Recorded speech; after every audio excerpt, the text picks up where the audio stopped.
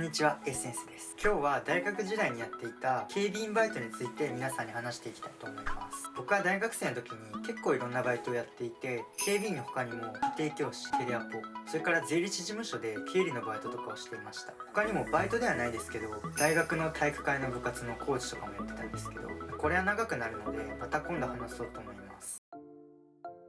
僕がまずなんで警備員をしようかと思ったかというと、一言で言うと面白そうだったからです。自分は名古屋大学っていう大学の出身なんですけど、周りの友達は結構塾とか家庭教師とかをやってることが多かったんですね。でもみんな集まって飲み会した時とかに、みんな塾講やってたら同じ話ばっかで絶対話面白くないじゃないですか。だから一人ぐらい違うバイトしててもいいのかなって、その方が話も盛り上がると思ったので、僕の周りのやつらがやらなそうなことをやってみようと思ったんですね。それで思いついたのが夜の仕事、大工、あと警備だったんですけど、夜の仕事はすでに兄弟が風俗に酒を運ぶバイトをしてて、めちゃめちゃシュラってるって言ってたのでやめました。それで大工と警備とで迷ってて、タウンワークで警備を見つけて応募したっていう流れです。応募したら電話ですぐに連絡が来て、事務所に行って面接をしたんですけど、面接は僕と面接官の人がお互いに自己紹介をして即採用でした。なんで即採用だったかっていうと、僕が優秀だからとかっていうのは一切なくて、これは働いてみてから分かったんですけど、警備員って常時人が足りてないんですよ。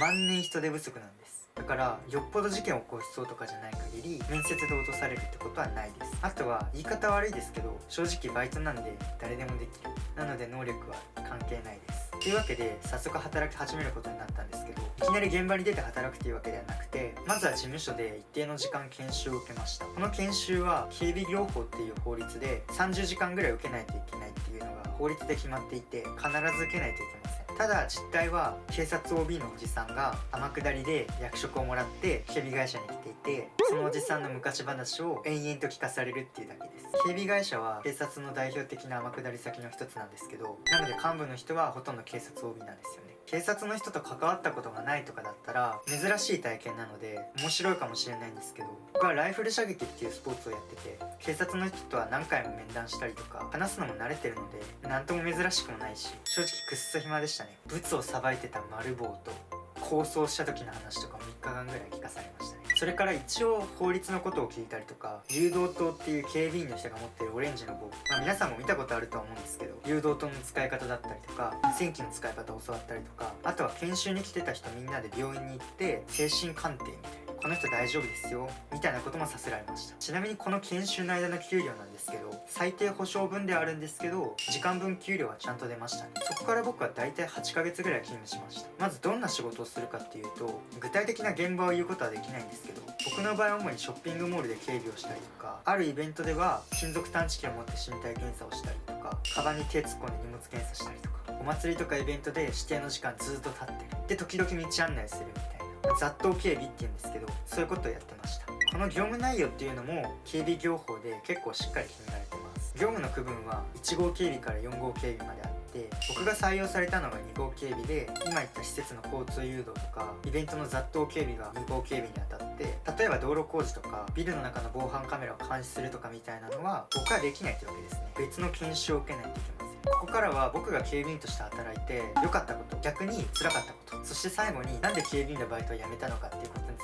いて話していきたいと思います。まず良かったこと、1つ目、仕事がとにかく簡単。金属探知機とか誘導灯とか無線機とか聞いて、なんだか仕事難しそうだなって思ったかもしれませんけど、ただこれらを実際に扱うのってすごく簡単だし、なんだかんだ業務のほとんどが突っ立ってるだけなので、仕事自体は全く頭を使いません。なので楽です。僕は最初に現場に入った時に無線機使えなくてめっちゃ怒られましたけどね。でもすぐになりました。2つ目、給料がいい。なんとね、時給は1500円。これは愛知県の中だったらかなり高い方だと思います。一回現場に入ると基本的に丸1日いることが多いので、日給は軽く1万円を超えてましたね。イベントが長引いた時はたまに残業することもあったんですけど、残業代も割増できっちり出ます。そういう時は1日で1号を超えることとかもありました。とにかくね、金払いはいいんですよ。そしてなんでこんなに仕事が楽なのに時給がいいのか。理由は単純で危ないからです。忘れちゃいけないんですけど、警備員って普通に危ないんですよ。万が一があったら真っ先に盾になるのは警備員だし、僕たち学生警備員はソルジャーって言われてたんですけど、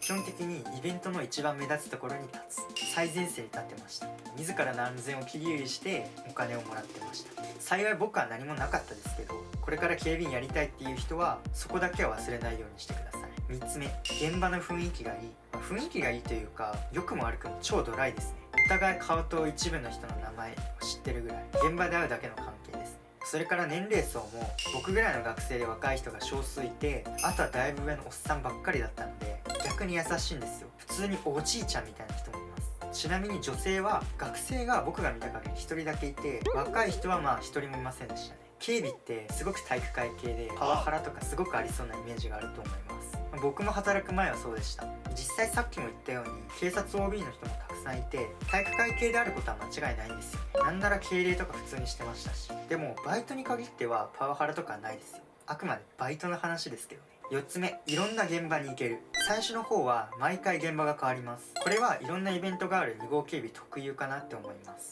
僕は九州出身で大学から名古屋に来たんですけど、多分バイトじゃないといかないだろうなみたいな。愛知県の中でも地方の現場に行けたのはちょっと良かったです。5つ目、シフトがめちゃくちゃ自由。基本的にイベントは週末にあるので、シフトは土日に入れることになるんですけど、別に全然入らなくても全く何も言われなかったです。シフトの連絡は最初は毎週電話でかかってきてて、今週は入れますよとか無理ですとか言ってて、マジ毎回電話取るのめんどくさいし、マジで嫌だなって思ったんですけど、途中から LINE に変わりました。それから年末年始とかの長期休みは平日も勤務できて、5連勤6連勤とか普通にしてて、クリスマスの時期のショッピングモールの警備とか初詣の警備をしてましたね。一人で半額になった売れ残りのローストビーフを買って帰ってビール飲んでたな。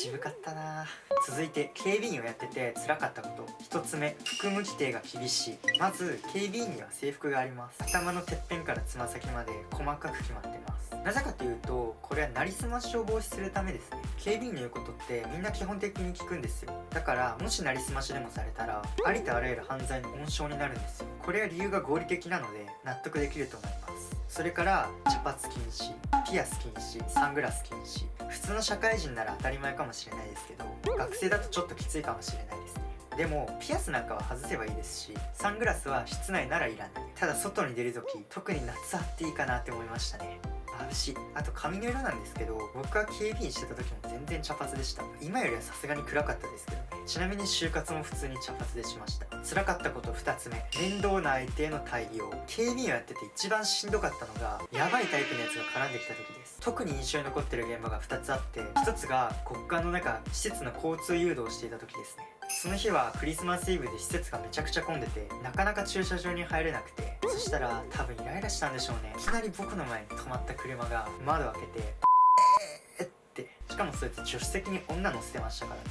俺こんなやついかかやって、心も体も冷め切ったのを覚えてますね。もう一つが僕が初めて勤務した日の現場です。その日の現場はパレードで、僕は道路の際でお客さんが道路から出ないように規制線を張ってました。そしたら僕の横をちょうど馬が通りかかったんですよ。ただパレードがなかなか進まなくて結構待たされてたんですよ。嫌な予感しかしませんよね。お馬さん我慢できなくなって僕の真横でおしっこ漏らしちゃったんですよ。そうやっては言いたくね。ちなみにお馬さんのおしっこは人間の朝起きたてのおしっこと同じ色でしたね。その後帰り際には酔っ払ったおじさんが僕の目の前でビールをこぼして、上半身はアルコール、下半身アンモニアの匂いをひっつけながら帰りましたね。もう実験帰りの理系ですよ。3つ目、夏と冬は地獄。これは自明です。この時期の外はね、本当にしんどい。立ってるだけだからまだマシかなって思うかもしれないんですけど、実際立ってるだけって意外としんどいです。僕も漫画のメジャーで出てくる大文字焼きとか見てて、こんなんきついわけないやんって思ってたんですよ。現場だとだいたい1時間経って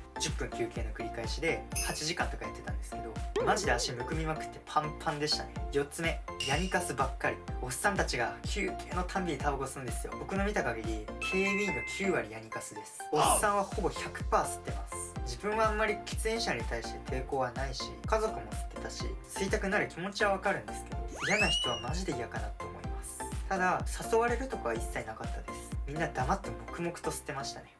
タバコだけに。はい、次。なんで辞めたか。いいこと悪いこと両方あったんですけど、最終的には僕は8ヶ月働いて警備員のバイトを辞めました。その理由は大きく2つあって、1つは一通りやってみて飽きたからです。さっきも言ったんですけど、基本的に頭を使わないバイトなので、正直覚える仕事なんてほとんどないし、最初は使う道具、行く場所全てが新鮮だったんですけど、新しい現場に行かなくなったぐらいから新鮮味がなくなって、もう飽きたってなりました。暇なんですね。2つ目、休日しかバイトができない。これは単純に僕の大学時代の生活スタイルとあまり合ってなかったっていうところです。土曜日は多大で部活のコーチをやってたので、日曜日しか入れなかったり、逆に平日は全く仕事がないのが合わなかったです。ただめっちゃ嫌で辞めたって感じではないです。むしろこうやって体を張ってる人がいるからみんなが安全に暮らすことができてるんだって